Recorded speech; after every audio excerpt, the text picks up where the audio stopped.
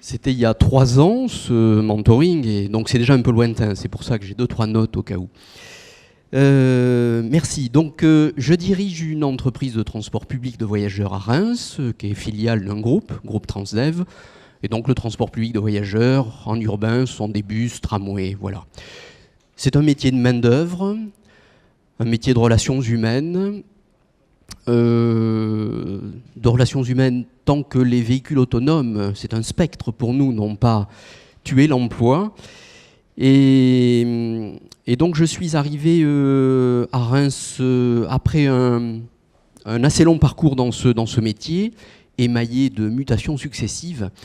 Et finalement, à chaque mutation, à chaque mouvement, même si ce métier, je le connais, eh bien, à chaque prise de poste, on remet son titre en jeu. On connaît des recettes, mais les ingrédients changent. Les ustensiles aussi. Bon, voilà. Et puis nos chefs changent également. Et moi, en amont de ma prise de poste à Reims, mes chefs avaient changé.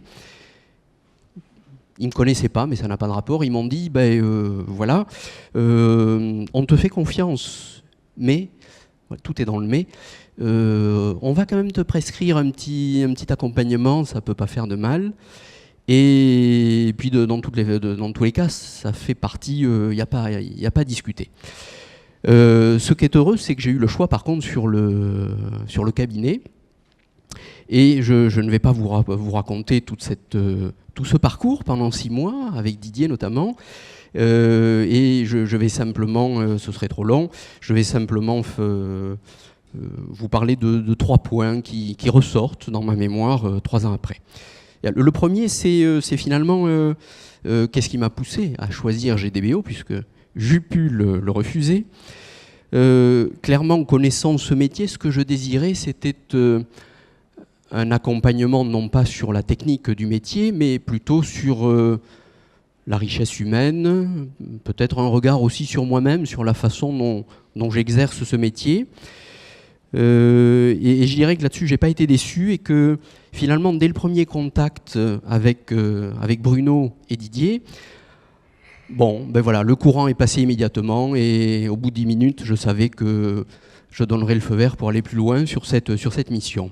Et donc, premier point, j'enfonce des portes ouvertes, mais pour moi, le mentoring, c'est une affaire d'homme, une affaire de personne. Le deuxième, c'est le thème sur lequel on a travaillé. Je n'avais absolument aucune idée de ce qu'on allait faire au cours de ces 6 mois. Et c'est Didier qui m'a proposé un sujet avec talent. Et ce sujet s'articulait autour donc, des fameux 7 gestes dont on parle sur ce calico. Les 7 gestes du leader, je trouve une belle méthode qui permet de bien balayer le spectre de la fonction. Et donc finalement, l'intérêt pour moi, ça a été de réussir au-delà du concept et des échanges qu'on avait avec Didier, de réussir à bien m'approprier ça et le traduire en une feuille de route pratique, avec mes mots. Je l'ai traduit thème par thème en petites actions concrètes. Et ça a été vraiment un outil pour moi, pour ma prise de fonction, pour le démarrage. Et d'ailleurs, j'en ai tiré une petite feuille A4 que j'ai toujours sur mon bureau 3 ans après, et qui me sert. Donc c'est quelque chose qui m'a vraiment parlé. Donc là, la conclusion de cette étape, c'est une méthode structurée, mais du sur-mesure, ça aussi c'est certainement la clé du succès. Et puis dernier point, et c'est marrant, en rentrant tout à l'heure, j'ai lu ce panneau et je l'ai retrouvé là-dessus. C'est le parti pris posé d'entrée de non pas travailler les points faibles, le « je te fais confiance, mais » et au contraire, de bosser sur les points forts. Et ça, c'est pas habituel, et c'est quelque chose qui m'a marqué.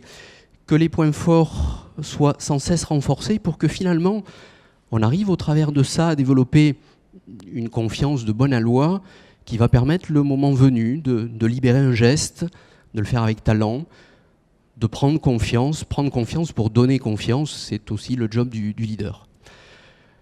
Voilà, ces 3 points pour faire synthétique. Et pour terminer, ces petits clins d'œil à Bruno, je vais terminer avec un petit mot sur Saint-Exupéry. Et bon, c'est encore Vol de nuit, j'aime beaucoup Vol de nuit. un passage où Saint-Exupéry parle de Rivière. Rivière, c'est le chef des pilotes. Rivière, il est au sol. Et il pense à ses pilotes en plein ciel, dans la nuit d'encre et de tempête. Il est en lien avec eux uniquement par une radio ténue et grésillante. On imagine ces pilotes au-dessus de la Patagonie. Et il s'interroge, Rivière, il s'interroge sur son pouvoir de chef. Qu'est-ce qu'il apporte en tant que chef par sa seule présence ? Alors je vous lis, c'est pour ça que j'ai mon papier sous les yeux, je vous lis cet extrait. Rivière s'enfonce dans son fauteuil et passe la main dans ses cheveux gris. Comme si ma volonté seule empêchait l'avion de se rompre en vol ou la tempête de retarder le courrier en marche. Je suis surpris parfois de mon pouvoir. C'est peut-être clair. Ainsi la lutte perpétuelle du jardinier sur sa pelouse. Le poids de sa simple main repousse dans la terre, qui la prépare éternellement, la forêt primitive.